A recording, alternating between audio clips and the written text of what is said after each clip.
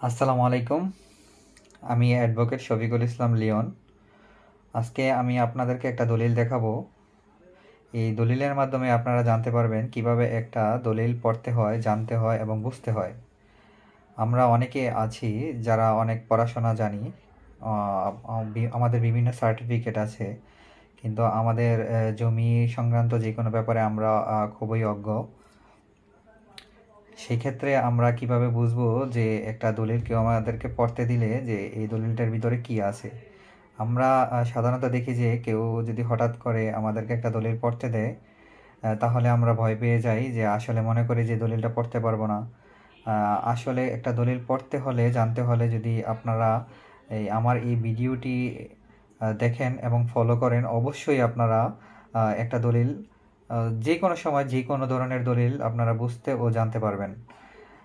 আর সবাইকে বলবো আমাদের চ্যানেলটা সাবস্ক্রাইব করবেন, কারণ আমার চ্যানেলটার প্রত্যেকটা ভিডিও দেখলে আপনি জমি সংক্রান্ত যে কোনো ভিডিও, ও আপনারা যদি প্রত্যেকটা ভিডিও দেখেন তাহলে জমি সংক্রান্ত যে কোনো ব্যাপার আপনারা অবশ্যই সহজে জানতে ও বুঝতে পারবেন।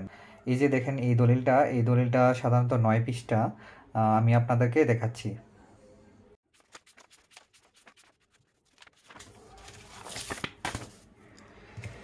এই যে আপনাদেরকে পুরোটা দলিল দেখাইলাম, এটা হচ্ছে 9টি পৃষ্ঠা। আমরা কি আসলে এই 9টি পৃষ্ঠা সব কিছু পড়বো? জি না। এই দলিলটা পড়তে হলে আমাদেরকে 9 পৃষ্ঠা পড়ার দরকার নেই। দলিলটা শুরুতেই আমাদেরকে দলিল পড়তে এবং জানতে হলে অবশ্যই দেখতে হবে এই যে দলিলটা, এই দলিলে আপনার নাম্বার আছে কিনা, বা এই দলিলটা যে রেজিস্ট্রেশন হয়েছে এই দলিলের রেজিস্ট্রেশনের কোনো নাম্বার আছে কিনা। এই যে দেখেন নিচে লেখা আছে নং ও 1298। এই যে দেখেন নং 1298। এই যে এরপরে লেখা আছে দলিলের মূল্যের পরিমাণ। এই যে দেখেন মং 30,000, অর্থাৎ এই জায়গার যে পরিমাণ, এই দলিলের যে ব্যক্তি এই জমিটা ক্রয় করেছে সে 30,000 টাকার বিনিময়ে 30,000 টাকা মূল্যের অনুপাতে এই জমিটা ক্রয় করেছে। এরপরে আপনারা জমির মূল্য গেল, এরপরে আপনার জমির নাম্বার গেল, দলিলের নাম্বার গেল। দলিলের নাম্বার এবং জমির মূল্যের পরে আপনারা দেখবেন এই দলিলটা কোন ধরনের অথবা কোন প্রকৃতির, সাফকবলা না দানপত্র নাকি হেবা। এই যে দেখেন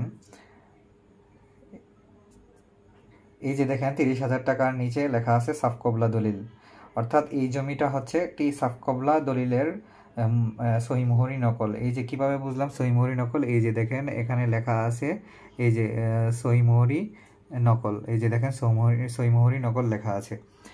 এরপরে এই দলিলটা যে আপনাকে পড়তে দিল, অথবা আপনার যে দলিলটা, এই দলিলটার আপনি কি দেখবেন? এরপরে আপনি দেখবেন এই দলিলটাতে এই আপনার যে ক্রেতা বা বিক্রেতা কতটুকু সম্পত্তি ক্রয় অথবা বিক্রয় করেছে। এই যে দেখেন লেখা আছে যে 8.5 শতক জমি, অর্থাৎ এই দলিলটার যে 9 পৃষ্ঠা, এই দলিল মূলে বিক্রেতা ক্রেতার নিকট 8.5 শতক জমিটা বিক্রি করছে। এরপরে আমরা দেখব দাতা এবং গ্রহীতা। এই যে দেখেন আপনারা পাশে দেখতে পাচ্ছেন আব্দুর রব লেখা, অর্থাৎ এই জমিটা আব্দুর রব এই জমিটা বিক্রয় করেছে। এই যে দেখেন কার কাছে বিক্রয় করেছে? মোহাম্মদ আব্দুল মান্নান। এই যে দেখেন মোহাম্মদ আব্দুল মান্নান পিতা মৃত আব্দুল করিম মাস্টারের নিকট আব্দুর রব এই জায়গাটা বিক্রয় করেছে।